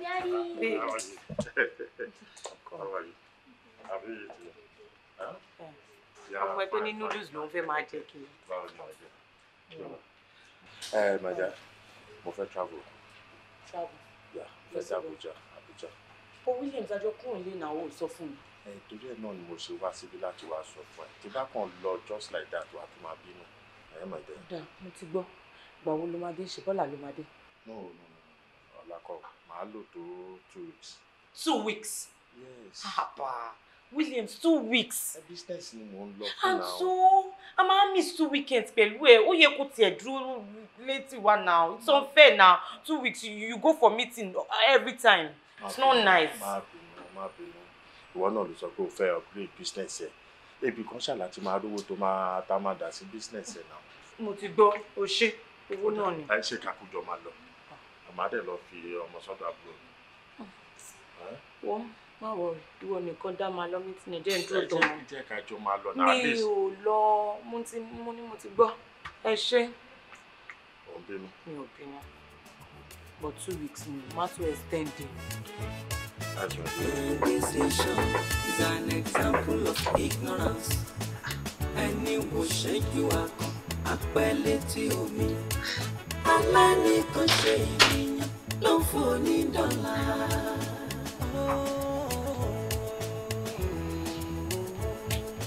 Indecision is an example of ignorance. Ẹni wo ṣẹ́jú akàn apẹ́ létí omi.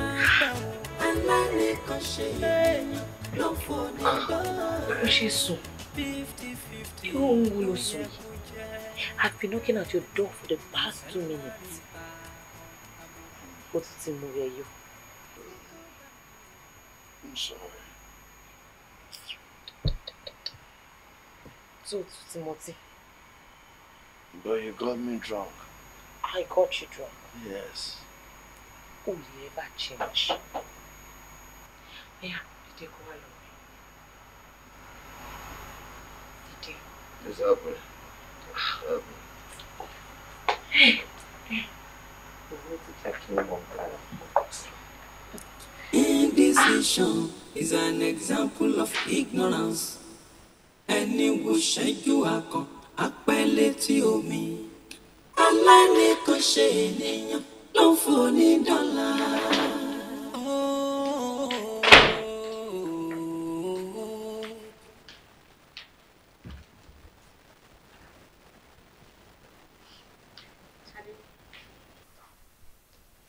Who was here today? Tade, ṣebí wọ́n ni mo bá sọ̀rọ̀. Ẹ̀bọ̀ ṣé àwọn tó sọ fún ẹ pé èèyàn wá síbi àwọn sọ fún ẹ bóyá ọkùnrin ló wà àbóbìnrin. Tade, do you realize that? That's my girlfriend. Àbí? That's pé mi ò tí ì fẹ́ níṣu lọ́kà. And that's pé o ò ní right láti question me at all. O ti ń kọjá yìí ẹ̀. Yeah, ibi tí bá fi yọ ẹ sí, o bá ti jẹ́ kó ṣomi síbẹ̀. Yeah. Gbogbo gbèsè tó ń gbé yìí tó ń bi mí question tó ń query mi ìkọjá yìí ni. Nígbà tí wọ́n bá ń sùn lórí kẹ̀kẹ́ ni. Wọ́n sùn lórí kẹ̀kẹ́. Ó kọjá yìí ni wà lásìdẹ̀ wà kú wà ṣubú dànù.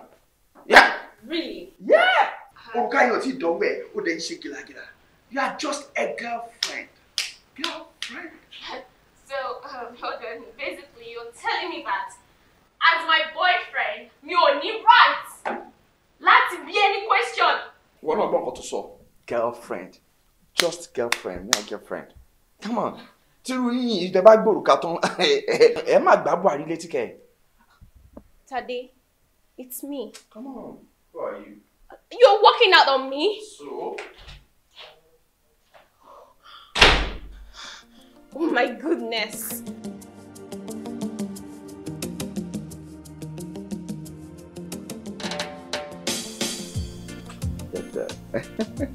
So maybe shift my bamilo. So nítorí ẹ ló ṣe kiss me, right? No. Yes. Come on, why would you say that? Ṣebí kò kàn bá mi lọ sí supermarket ni. The thing is, ibi tí mo ń lọ mo máa pẹ́. In fact, I'm not sure if I'll be able to make it back today. Whoa. It's okay. Take time, man, you know. Mi fẹ́ kó dàbí pé mò ń wá ẹ̀máyà, you know. Ó lè sùn, you know. Really? Then màá bẹ̀ lọ sí supermarket yẹn. Okay. Okay. Then wá yẹ pé wo ló fẹ́ decide láti lọ fún rẹ̀ pè mí. Ó fẹ́ sùn ó fẹ́ máa bọ̀ nílé o pè mí. Information is key. Kó má jẹ́ pé tèmi bá ti kúrò nílé ìwọ mo máa bọ̀ nílé. Okay, baby, I'll call Information is key. Call me. All right. Bye. Take Love care you. now. Yeah, love you too. Yeah. Bye, baby. Yeah, bye. Take care. Take time, man. Traffic get wà lọ́nà. My mind. It's okay. Ninja.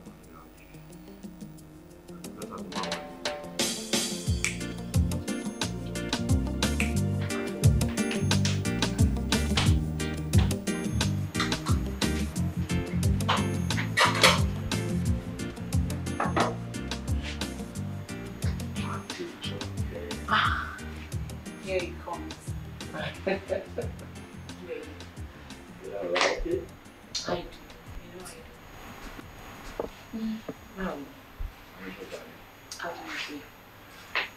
do. Yeah, and here you go. Oh, It's alright. Give me more. Yeah.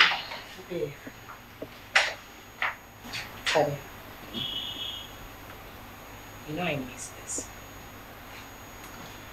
And I'm doing it. Yes, but Shumoku will take him live dream life. What do you mean? Because this is what I have always wanted. Yes, you are like being with you, everything Tamashiko. You feel me attention. You act nonchalant. I feel me attention will take you end of the Williams. A Williams Timothy. It is all boring. From home to work, from work to home. Even when we want to make love, it is boring. No spontaneous sex. It's just there. I understand. I'm sorry. That idiot is boring, I know. But I'll do it. How long about this? Yeah. Really?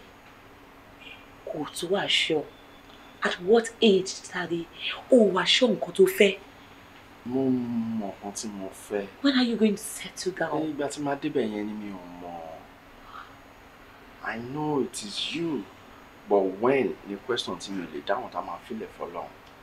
Relax, you are almost there, darling. But you know I love you. And I love you more. Trust me.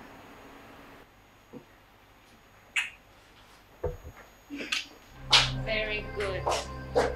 Bravo, bravo, bravo. Tade, of all ladies, of all single ladies, tó bá tiẹ̀ máa cheat, ó decide láti cheat pẹ̀lú married woman, but àbọ̀ wá bá lọ́rọ̀ tí. Excuse me, auntie. Ó máa lójú tì o. Ó lójú tì kọ́bọ̀.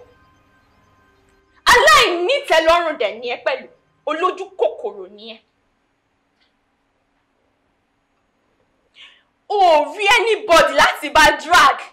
Single lady ló wá ń bá drag ọkọ. Níwọ married woman, odidi married woman. Let me tell you something. You see this man right here? This is my man. And he's going nowhere. Not even you can take him from me because he belongs to me. So I better go respect her. I better go for my brain. Go fi sílẹ̀ fún mi. Now, who is your man? You, of course. O lè ní yálàjà ẹ̀, o lè ní rán ẹ̀. Báwo mo ṣe jẹ́ màá nẹ? Wọ́n ti fẹ́ ẹni ṣúrọ́kà yìí. I'm your girlfriend. So, you are not my wife. Mama claim nǹkan tí mo ṣe tí ó lè wá ó lè nìyẹn. Tó bá fẹ́ jẹ́ kí n jẹ́ tiẹ̀ wá kúnlẹ̀ wá sunkún wá bẹ̀ mí pé please can you be my man? Màá dẹ̀ sọ fún ẹ pé no. Wo tó bá ní kí n múnú wá tiẹ̀, màá mú 100 times over you. You choose that over me. Of course. Orí mi lẹ̀. Lọ́jọ́ tẹ̀ sọ fún mi kí ló rí lára ẹ̀. Kí ló wà lára ẹ̀? Ìkíni. Kí ló wà lára ẹ̀ tí ó sì lára mi? Jáde gan jáde. Ta ló máa fẹ́ rú ẹ? Ta ló máa fẹ́? No baby. Ó dẹ̀ dúró síbẹ̀ ẹ̀rọ sọ òun fún lecture. Èmi náà dákẹ́ mọ̀ wẹ̀ òun fún lecture. Tani máa ní. Ó fẹ́ gbé ntó ṣe. Ẹlẹ́dàá mi á dà fún. Ó fẹ́ gbé nǹkan tó ju ẹ̀ lọ. Ẹlẹ́dàá mi á dà fún. Mo ju ẹ lọ. Gbọ́dọ̀ ju ẹ lọ. Ìwọ báwo? Nonsense times stupid equals to bastard. Lọ ṣe. Adéjọkẹ́, mi ò ní allow ẹ kó lọ sẹ́niwẹ̀ ibi báyìí ló máa sùn lálẹ́ yìí náà. Tade, what is wrong with you? But ó mọ̀ pé ilé ọkọ ni mo wà now. Kí ló fẹ́ kí n sọ fọ́kọ mi? Ó dẹ̀ mọ̀ pé ọkọ mi máa ti máa wá mi báyìí. Oh, so who am I to you? Dáhùn. Yóò béèrè àkùdà wo nìyẹn? You and I know who you are. So what? Ó dà ń pò ńlá lọ́wọ́. You better wake up to reality. Èmi lọ́kọ ẹ. Tade, kí ló ń ṣe gbogbo ilé fún? Ikú tó ń ṣe yóò dá o. Ikú tó ń ṣe yóò dá, please. O lọ síbi kankan ní alẹ́. And I mean it. But you know I'm a married woman now. Wo wedding band lọ́wọ́ mi now. Well, you can judge me. It's fine. Lọ, yóò pàlàpàlà wo ni mo kóra mi sí báyìí. Lálàpàlà ìlú àpàlà. Lálàpàlà ìlú àpàlà. Mo máa ṣeré ògùntò mo rí káwá yìí. Lálàpàlà ṣé bí ọ́fíìsì wa ni mo ti ń bọ̀ yìí kò ṣáà ṣe pé bóyá èmi pẹ̀lú ẹ̀ ní jàtì tẹ́lẹ̀ yes mo ti wo everywhere mi ò rí in fact mi ò ó ti sú mi mẹ́ ó ti sú mi.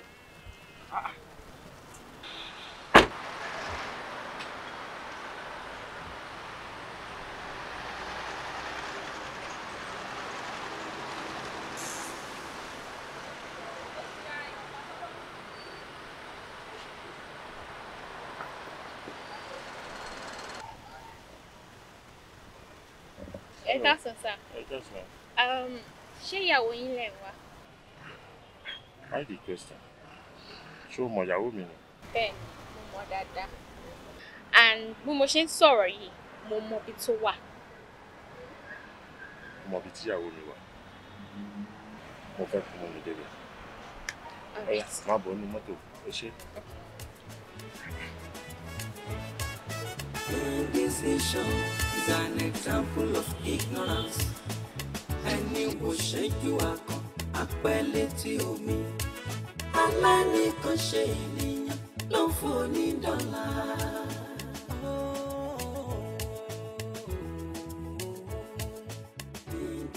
Caution is an example of ignorance. Yes. And you will share you apeleti o. And lani kan ṣe ló fún ni lọ. 50-50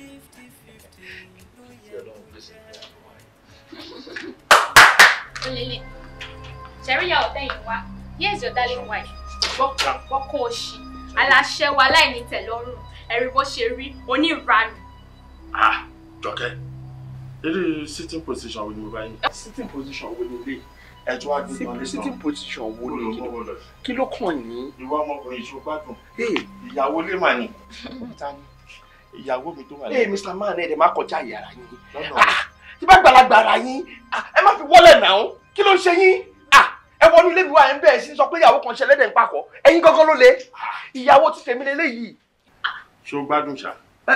Ìran yín lè síkì. Jọ̀bí ṣe ń wẹ̀ yóò dàbẹ̀ ní pé ó rẹ̀. Oh my goodness. Ìyàwó ilé tó ti bímọ fún mi. Ẹ wá ká tán lé tán nu sitting room. Ẹ ṣe gbọ́ bẹ́ẹ̀ sọ ẹ̀yà ẹ̀jẹ̀ tẹ́ bí màá tó ní ẹ wá ká tán lé tán. Ẹ sọ̀rọ̀ bí àpọ̀dà. Let me tell you something. Inú ilé mi lẹ wá. Tẹ́ ẹ bá dẹ̀ fẹ́ kàn ìdí inú iyọ̀. Ẹ jáde. Ẹ má bínú sir. The only reason tí mo fi mú yín wá síbí báyìí ni kẹ́ bá mi bọ́dù ìyàwó yín síta fún nínú ilé boyfriend mi. You are very stupid. O stupid o. Sisi Jetuwe. O stupid. Tá bá ń du ìyàwó ta ni? Ìyàwó wọn ni náà. Ìyàwó wọn náà ni. Ọ̀dẹ̀ lè ní ẹ́. Ṣé kìí ṣe ìyàwó mi? Bí o tẹ ẹ̀gbọ́n ṣé òun fúnra rẹ̀ kò ti sọ fún ẹ ìyàwó ilé for that matter. O wá ń pè yàn kan ló lè.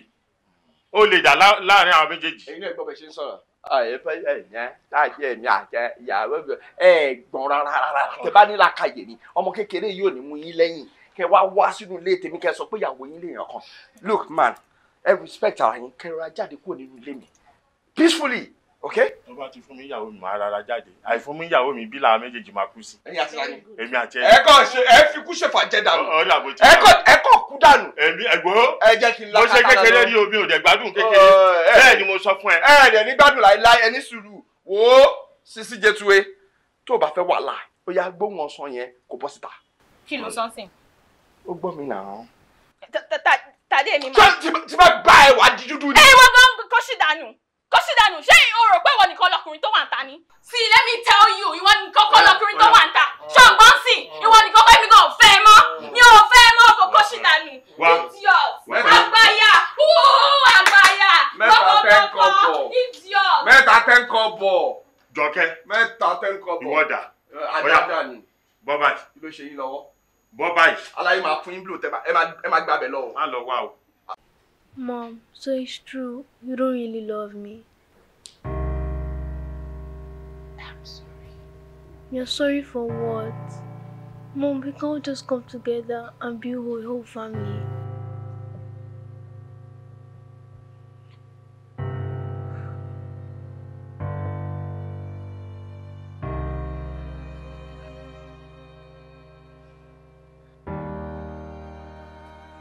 Bọ́m̀bẹ́ rí oko gbọ́gbọ́gbọ́. Fáfání ara rẹ ni. Bọ́m̀bẹ́ rí oko gbọ́. Fáfání ara rẹ ni. Ohun tá a gbà rí níbi tán jókòó sí. Fáfání ara rẹ ni. Ọmọdé lẹ́gùngì kó má rí. Fáfání ara rẹ ni. Bọ́m̀bẹ́ ẹ sọ̀rọ̀ gbọ́ mọ̀. Fáfání ara rẹ ni. Bọ́m̀bẹ́ rí oko gbọ́. Fáfání ara rẹ ni. Àwí gbọ́. Àfọ̀gbà kò dáa. Fáfání ara rẹ ni. Ohun tó ń bá bẹ́ẹ̀ sọ̀rọ̀ gbọ́ sétí. Fáfání ara rẹ ni. Ọmọ mi gbọ́rọ̀ sí mi lẹ́nu jàre. Fáfání ara rẹ ni. Tí mo bá góbí fún ẹ, o lè má jẹ́. Fáfání ara rẹ ni. Ṣùgbọ́n tó bá bẹ́ẹ̀ sọ̀rọ̀ gbọ́. Fáfání ara rẹ ni. Torí ẹ̀yìn ọ̀la rẹ ni. Fáfání ara rẹ ni. Kó má bá kábàámọ̀ lọ́la. Fáfání ara rẹ ni. Ọmọ mi gbọ́. Fáfání ara rẹ ni. Gbọ́rọ̀ sí mi lẹ́nu àwẹ̀ mi. Fáfání ara rẹ ni. Bí n bá bẹ́ẹ̀ wí gbọ́gbọ́gbọ́. Fáfání ara rẹ. Yes. But how about my daughter? She's going to be fine. Believe me. More sound selfish, but you always show what I see. I told you, man. You have to stay.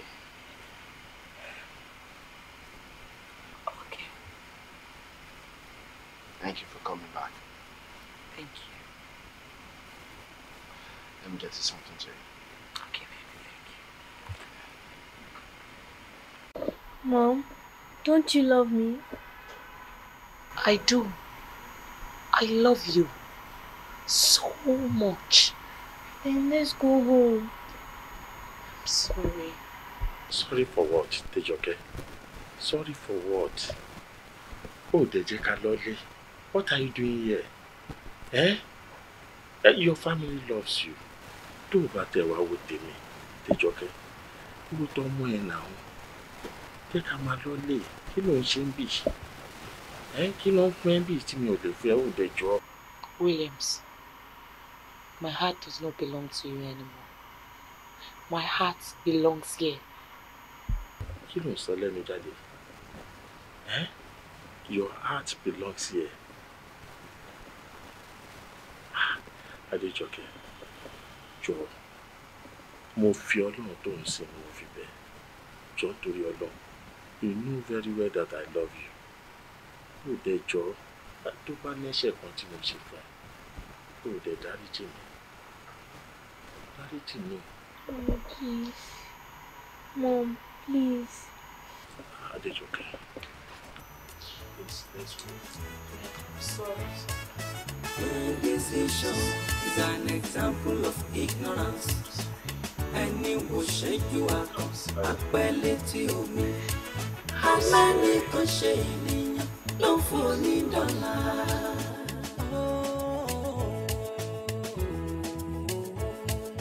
Indecision is an example of ignorance. Yes. Ẹni wo ṣẹ́jú apẹ́ létí omi. Aláìníkan ṣe ènìyàn ló ń fún onídọ̀là. 50-50 ló yẹ kó jẹ́. Ìfẹ́ láàrin tabo. Is that the last medication for the day? Yes, doctor. Okay. But doctor, ẹ ní láti bá barrister sọ̀rọ̀. Wọn ò jẹun. Oúnjẹ tí mo sè fún wọn lénìí kó tó lè jẹ one spoon níbẹ̀. Mo bẹ̀ wọ́n látàárọ̀ ni. Barrister, ẹ ní láti jẹun kẹ́ lo medication yìí. You need to be strong for this girl. Ẹ jẹun kẹ́ lo oògùn yín. Mo mọ̀ pé kò easy. Even physio complain pa ẹ̀. Ẹ jẹun kẹ́ dẹ̀ lo medications yìí. Barrister. Doctor, is my dad going to die? No, he's just a little bit ill, but he'll be fine. Okay?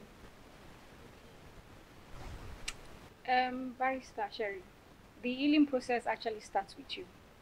So you have to help me help you. You have to deal with the emotions and I'll deal with the physical. Because Sherry be she high and me tell you for coin. So you really have to help me. Shebo. Ekpele.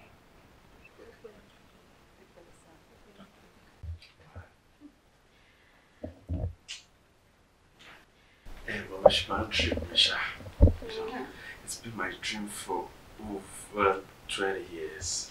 Be a bitch. In fact, triplet, quadruplet.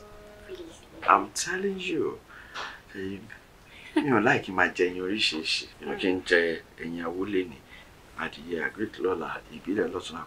She my way in Colonel, let me get you. And all of it makes sense. And your picture could just be Kakumoffa be triplet, you know. How Yahoo, enjoy your cocoa wash on honest. In your corner, call one day. Oh, sweet. She should barely handle me, Jibai. You sort of paying you. To bank boy, me let be kaka. My Andrew, you budget. I'm telling you, by the time I'm done with you guys, that's my baby. Why, you will look back where you are. Kenny, I'm not going to tell you. You failure, but so far the last time. Okay. I'd like to share. I've heard you. That's just me immediately. It's soon be me and I'm not going to do that. Believe me. Okay, no problem. So, Ebola very, very right. Deal with me. Start from anywhere, man. Come on. Deal with me. Hi, darling. How are you?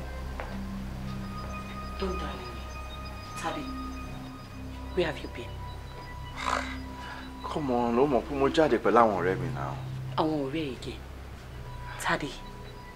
Tade, ọjọ́ wo ló máa change?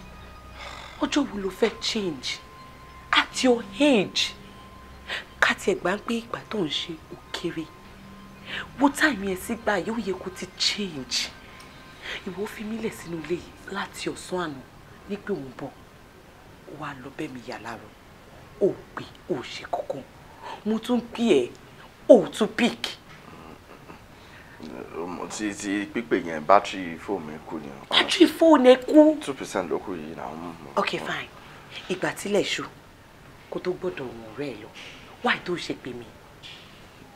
You're coming back by noon today. Adejoke, I'm sorry about it. Má bínú torí Ọlọ́run. Mo mọ̀ pé mo jẹ̀bi, but kò ń ṣe pé mo lọ ṣe ránú. Mo fẹ́ fún ẹ l'assurance kò ń ṣe pé mo lọ ṣe. Mi ì ṣe kankan pẹ̀lú anybody o. Ṣé kò ń ṣe pé mo ti ṣe mistake báyìí? Oh, ṣe mistake. Oh, ṣe mistake. Wá confirm. Check it. I didn't do anything. Nobody touched it. Trust me. You're so full of dramas.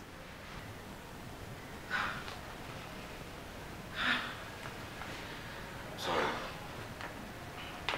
She'll possibly get it back from check. So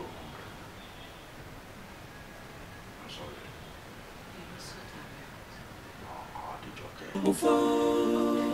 Wọ́n kẹ́yìn ọjà. Wọ́n fún ẹ ìwọ ló gbọ́. Aláìní tẹ́ lọ́rùn òbí tó já sí. Ṣòro ju ayé rẹ lóde o. Bọ́jà bá ti tán, a kú pàtẹ́pàtẹ́. Anílẹ̀kùn méjì àpò fún. Aláìní tẹ́ lọ́rùn òbí tó já sí. I might need láti build appetite in me. I need you strong.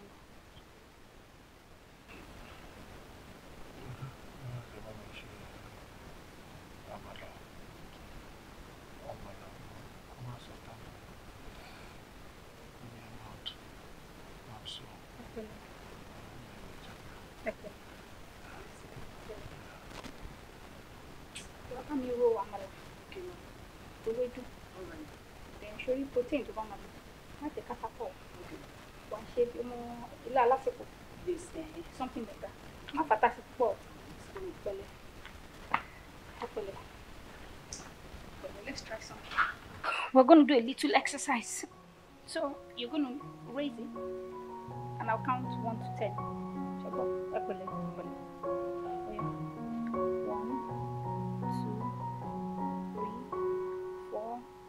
5, 6, hold it,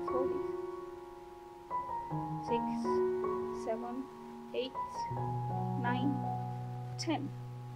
Okay, you're doing very well. So let's do this. Yeah. Bring it up a bit.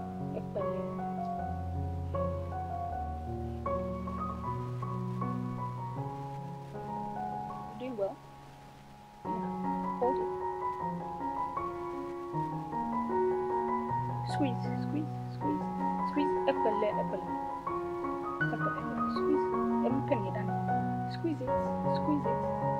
Epele. Good. Epele.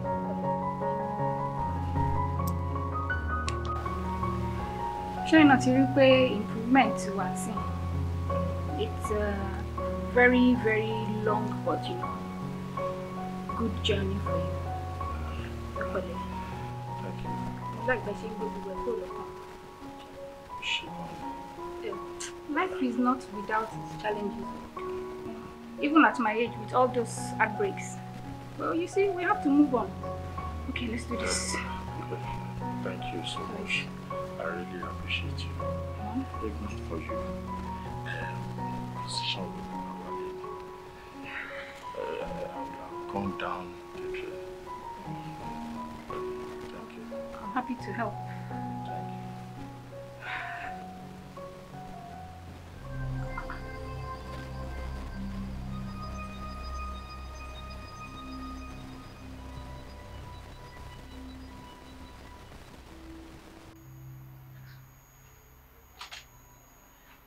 Hi there.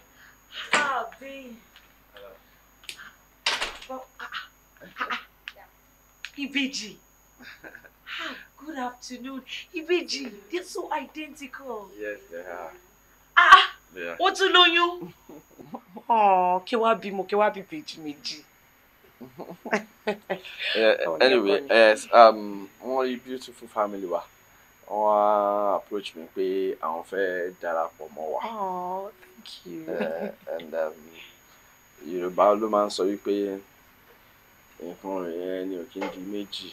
I mean, kí inú bíyàn. I don't know. So tí nǹkan yẹn bá wá di mẹ́rin, inú ò lè bíyàn. Ẹ máa wọ ọkọ mi ó ń pòwe. Ìwọ tó kí n pòwe tẹ́lẹ̀ kí ló ṣẹlẹ̀ bá mi sọ. Lédè. Adéjọkẹ́. Mo ṣẹlẹ̀ dà ẹ́. Mo ṣe é gan. Mo dẹ̀ fẹ́ kó wọlá ìfẹ́ tí o ní sí mi tèmi náà dẹ̀ ní sí ẹ kó dá ìjì mi. I don't understand. I'm not even proud to say it. That. But I have to say, èmi mo fáwọn méjì lóyún. Lẹ́ẹ̀kan náà, I don't know how I did it. I don't know. Shh. Calm down.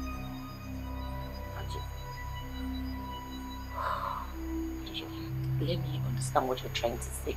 Umokuma bada baby, I'm very hurt. Jopa mi, viva sẹ́yìn. Mi ò bá wí àtọkọ mi má dọ̀bálẹ̀ fún mi, jẹ́ kí n kúnlẹ̀ fún ẹ. Wo. Ṣé fíìmù bíbá yìí? Ẹ bá mi sọ̀rọ̀ kí ló ń ṣẹlẹ̀? Tádé kí ló ń ṣẹlẹ̀? Tádé. Wait, if I can get it clear. Ọkọ mi lẹ lórí fún. Ọkọ mi ni mo sọ pé bá mi méjì. Tádé. Why now?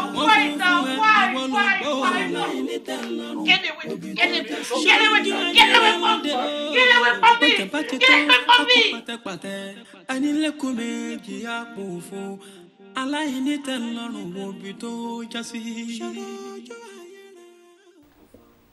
Adéjọkẹ́, àfìgbà tí mo ṣe mistake ipò, àfìgbà tí mo fi indecision tí mo fi báyé mi jẹ́, wáyé mi lóde. Mo wá forsake ọkọ mi, ọmọ mi, my home, my peace of mind. Mo forsake fún kan tí mi ò mọ̀. A marriage of 10 years. Mo fi relationship tí mo ṣe for 7 years without being sure of ibi tí mo lọ. Mo fi bàjẹ́. Mo kúkú ṣe pé Tádé lógo fún mi o. But how did I love him to the point of affecting my life?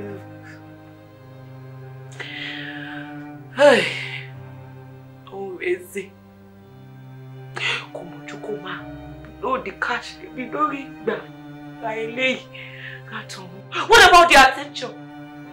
Attention, Yeda. Wait, where's the attention? Ọkọ mi Williams. Only time me, offer me attention, offer me gbogbo so kini nǹkan tó fà kankan, kini nǹkan náà pàtó. Mo ló ti délẹ̀ báyìí sí. Tádé wá gbé ọwọ́ ká mi, kò ṣe ọkọ ìbejì. Nípò fún wọn lóyún, kájọba kọ́mọ gbọ́. Hey, Adéjọkẹ́, you're stupid. Gullible, you are foolish. Why here? You wouldn't feel better by ọkọ mi Williams. Ó nífẹ̀ẹ́ mi. Má gbà mí padà. Abẹ́. Mo mọ̀ pé ó nífẹ̀ẹ́ mi, á gbà mí padà. Á gbà mí padà. Òfò ló kẹ́yìn ọjà.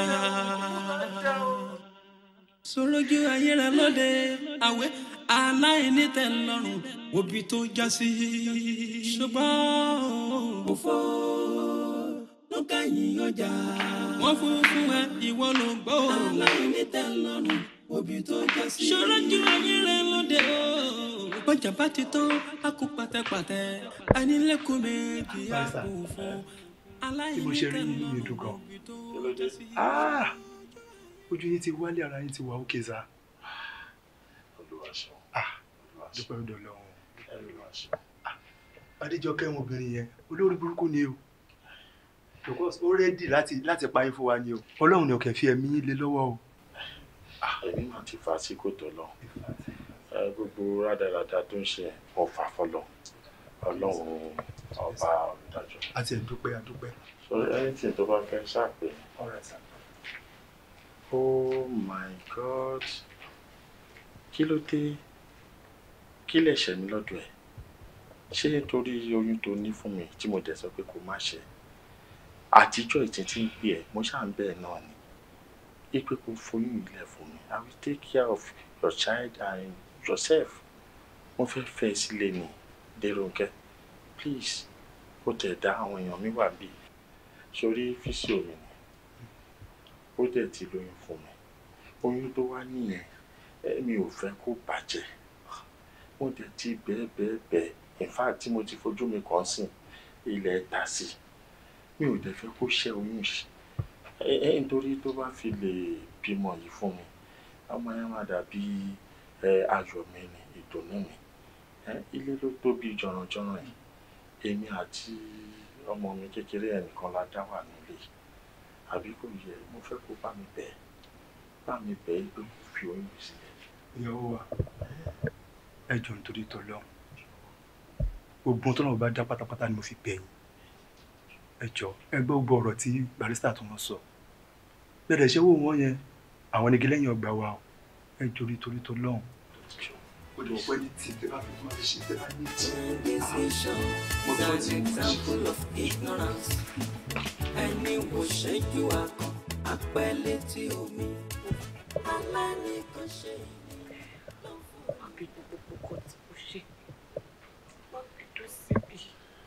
àìmọ̀kọ́ ló ṣe mí tó bá bínú ọkọ mi máa bínú sí mi. I'm sorry. Má ṣe o, Adéjọkẹ́, kí n dáríjì ẹ́, àbí? Mo appreciate the fact that o mọ ẹ̀bi ẹlẹ́bi. O dẹ̀ ní courage láti padà wá sínú ilé yìí. Sórí Ọlọ́run ọba ló ń dáríjì ni. Ọlọ́run ọba náà tẹ̀lé lẹ́san. Èmi ti dáríjì ẹ́. Mo dẹ̀ mọ̀ pé nínú àánú Ọlọ́run á dáríjì ẹ́. But you see, you just want to take advantage of me. Nítorí pé o rí pé àgbàlagbà ni mí. And you know very well that I love you. O ní bẹ̀rù Ọlọ́run. For the fact pé o tún lè padà wá sínú ilé. O ní bẹ̀rù Ọlọ́run bó ti hùn kó mọ̀. Ṣé kí n sọ tọ́ fún ẹ? O ń ṣe abiyamọ rárá. Èmi dúpẹ́ lọ́wọ́ Ọlọ́run. Ẹni tí mo fẹ́ kó bá mi dúpẹ́ lọ́wọ́ ẹ̀ ni. Because òun ni physiotherapy mi. Òun ni ò jẹ́ kí n ti di jálá tí ò jẹ́ kí n ti kú. Tó bá jẹ́ position tí wọ́n fi mí sílẹ̀ ńgbà tó lọ, ó possible kó mi ti tẹ̀yìn wọ̀gbìn lẹ́nu. So òun ni kó bá mi dúpẹ́ lọ́wọ́ ẹ̀. Lady Fisi ọkọ mi, ẹ̀yin lè jẹ́ kí n tó kú. Ẹ ṣé gbàdúrà sí mi, ẹ ṣé ọkọ mi ó ṣe kó. Nísì tó ti wá dákìjì bí ẹgbẹ́ mọ́tò kí ló kọ́wọ́ ẹ̀rù bí wá kí wá kó bọ̀. Sínú ló kọ̀ mí ní. Mom, you said that your heart doesn't belong here and you don't love me. I didn't know what I was saying then. I did not know. Well, this is my new mom and she loves me very much. Your daughter is right. This is my new wife, and she's carrying my baby, as you can see.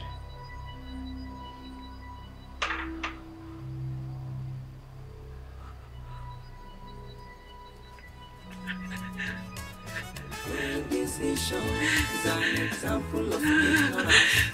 And it will show you quality of me. Alani kan ṣe ènìyàn ló ń fún ní dọ́là.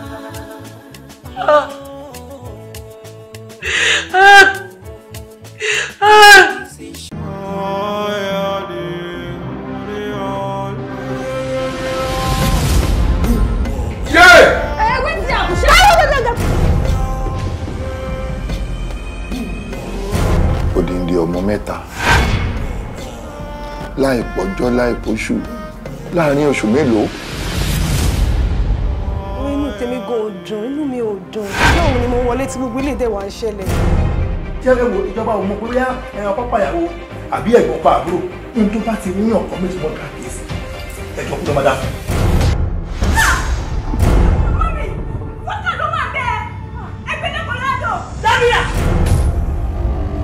Dára fún mi. Òde dé òde wá balẹ̀ ọlá, òde sọ dariwo, ó sọ di játijàti, ó sọ di mọ́kúmọ́kú. Ẹ kú òní làákàyè, orí ẹ̀ ti dàrú. Ṣeré pa nìyẹn, tó ń fọ́gbò tira wọn léré pa. Tí nǹkan bá ṣẹlẹ̀ tó pa ó lé ní. Ẹ wo, ṣé ní aya ẹni, àwàdà aláya ni o. Láyéláyé tí wàá fi kúrò nínú ilé yìí, sìgá orí burúkú tó mu yóò lu ànámọ́jú èyí. Má dọ̀rọ̀ ẹ̀wọ̀ fún mi mọ́ láyé ẹ̀ ni mo sọ fún mi. Ṣé irú àrà tí mo sọ pé kó wá dá láyé rè? Àrà pé kó máa mú gbó kó máa mú kú mu. Gbogbo tó wá ṣẹlẹ̀ yìí nísìnyí ṣé ìdùnnú yín wá ní pé gbogbo àárọ̀ yín ti ń da kó wá dọwọ́ alẹ́ kìkan mọ́ wá rújú.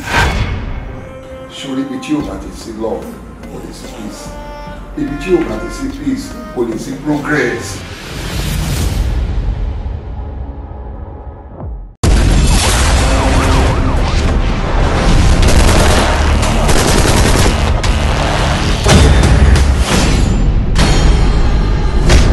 That weapon now. Tí ẹ jẹ́ ká rójú ẹ̀. Ojú ni apá ọ̀tún, iná. Ojú ni apá òsì, ikú ni. Ìwọ fẹ́ ṣígbà àgùdẹ o láì ṣàwọn ẹlẹ́yẹ. Ó fẹ́ jẹ̀wé. Jáde!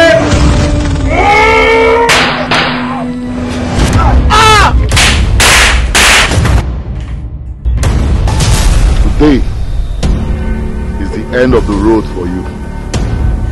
Ó dàbí pé o mọ ẹni tí à ń sọ̀rọ̀ ẹ̀ ọmọ ìwé mi. Ìfọ̀ gbọ́ngàn ló pa gbogbo àwọn ẹbí ọkọ mi. God, I'll try to kill you. Ìwọ ti ṣe agbófinró, òun ti ṣe olè, ẹ ṣe pàdé. Kànnàkànnà tójú lọ́gọ́dọ̀, kànnàkànnà jájọ́ sòfin. Láti gbà wọ́n ti pè ní ìgbà wọlé ẹ̀ṣẹ́ náà. Are you trying to tell me pé nígbà tẹ́ wọlé bọ̀ ẹ rí ọmọ highway lọ́nà? Wọn ò gbọ́dọ̀ pa o, ìlérí olúwa ọmọ highway. Máa fún ẹyin 1 week. Tó o bá fún mi lọ́wọ́ mi lẹ́yìn ọ̀sẹ̀ kan. Ó máa fi ṣe fàájì. Jáwọ́ lórí ọ̀rọ̀ bọ̀bọ̀ yìí, highway àbí kí lẹ ti ń pè. Jàǹdùkú kúkọ jáwọ́ ní nǹkan kiri. Bàbá rẹ̀ ní kọ́kọ́ ní ayé ni. Èmi gbogbo lọ́wọ́ highway. Bí wọ́n bá pètè pèrò tí wọ́n lọ́wọ́ pálábá rẹ̀ ségi. Ewé òrìṣà. Is an example of ignorance. Yes. Ẹni wo ṣe yóò wá kan apẹ̀lẹ̀ tí o ní. Aláìníkan ṣe èèyàn ló ń fún ní dọ́là. 50-50 ló yẹ kó jẹ́. Ìfẹ́ láàrin takọ-tabo. Tí kan bá ju ìkan, wàhálà ló ń fà o. Indecision is an example of ignorance. Ẹni wo ṣẹ́jú akàn, apẹ̀lẹ̀ tí o ní. Aláìníkan ṣe èmi ló ń fún ní dọ́là. Ẹ sọ fún rajaraja kó má ra dìgbòlugi. Kó má ra o. Ẹ sọ fún oníjàkútẹ̀ kó má tẹsẹ̀ bẹ́ẹ̀rù. Ẹ sọ fún lójú kò mú lọ kó má kàn dínú níyọ̀. Kó má kàn dé, kó má kàn dé. Ẹ bá sọ fún. Ẹ sọ fún lójú kò mú lọ kó má kàn dínú níyọ̀. Indecision is an example of ignorance. Yes, ẹni wò ṣẹ́jú àkàn apẹ́lẹ́ tí ó kàn máa dàgbọ́n rí aláìní kan ṣe é.